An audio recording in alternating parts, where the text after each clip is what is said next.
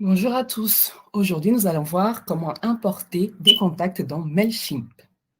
Pour le faire, vous avez 3 méthodes qui s'offrent à vous. La première, c'est d'importer les contacts manuellement, donc d'entrer toutes les données. La deuxième, c'est de faire un copier-coller à partir d'un tableau Excel. La troisième, c'est de télécharger un fichier CSV.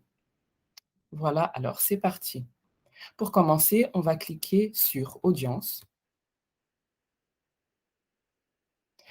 All Contact,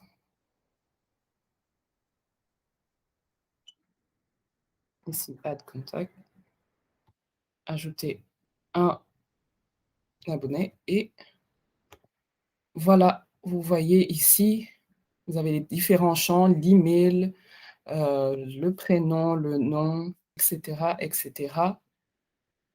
Ensuite, vous avez aussi le tag, mais pour les tags, cela fera l'objet d'une prochaine vidéo. Donc, une fois que vous avez fini de remplir tous les champs, n'oubliez pas de cocher comme quoi la personne vous a donné l'autorisation de l'ajouter à cette liste de contacts.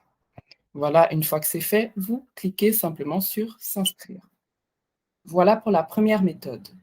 Pour la deuxième méthode, on clique de nouveau sur audience, on clique sur ajouter des contacts et on sélectionne copier-coller.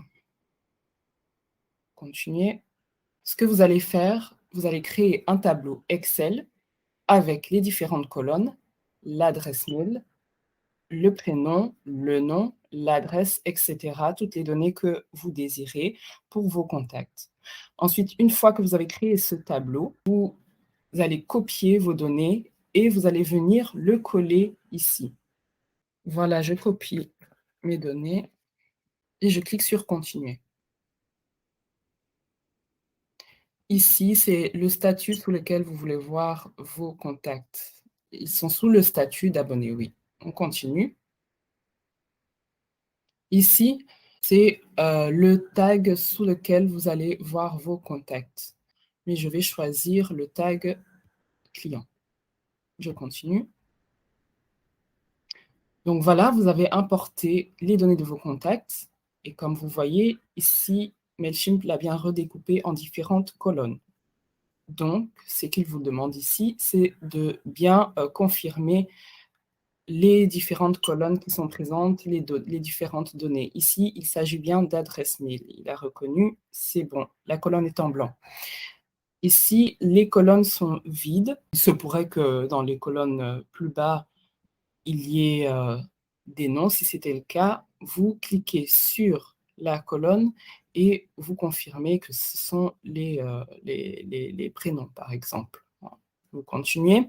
Maintenant, si votre colonne est complètement vide ou si ces données ne vous sont pas utiles, ici, vous pouvez passer et donc Mailchimp n'en tiendra pas compte. Ici, par exemple, ce sont les secteurs. Donc, je clique. Voilà, j'ouvre la liste. Imaginons que mon titre ne se trouve pas dans la liste. Je viens ici sur Créer un nouveau champ et j'écris les secteurs. Là, c'est un exemple, hein, je confirme. Voilà, il retient que cette colonne contiendra les différents secteurs. Ici, nous avons les adresses. J'ouvre ma liste déroulante. Ici, les adresses. Et je confirme, ainsi de suite, les numéros de téléphone. Voilà, j'ai fait toutes mes colonnes. Les autres sont vides. Donc, je vais descendre un peu plus bas et je peux finaliser mon importation. Voilà, donc une fois arrivé ici, Mailchimp vous fait le résumé de ce que vous avez configuré. Une fois que c'est bon, vous cliquez sur Importation complète. Et c'est terminé pour la deuxième méthode. Pour la troisième méthode, on clique de nouveau sur Audience, Ajouter des contacts. Donc la troisième méthode, je rappelle, consiste à télécharger un fichier CSV.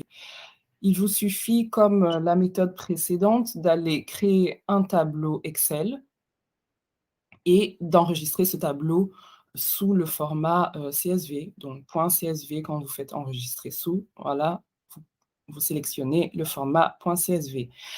Vous enregistrez votre fichier et ici, donc, on pourra le télécharger dans le fichier CSV et je continue.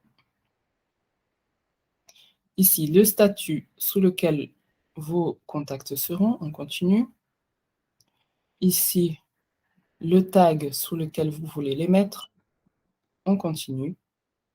Et voilà votre fichier CSV. Vous voyez qu'il reconnaît toutes les différentes colonnes. Donc, comme dans la méthode précédente, je viens, je confirme, comme ça tout passe au blanc et il comprend toutes les colonnes dont il doit prendre compte. Une fois que c'est terminé, on descend et on finalise l'importation. Voilà, c'est tout pour cette vidéo. J'espère qu'elle vous aura été utile. Je vous remercie d'avoir regardé et je vous dis à bientôt pour de nouveaux tutos.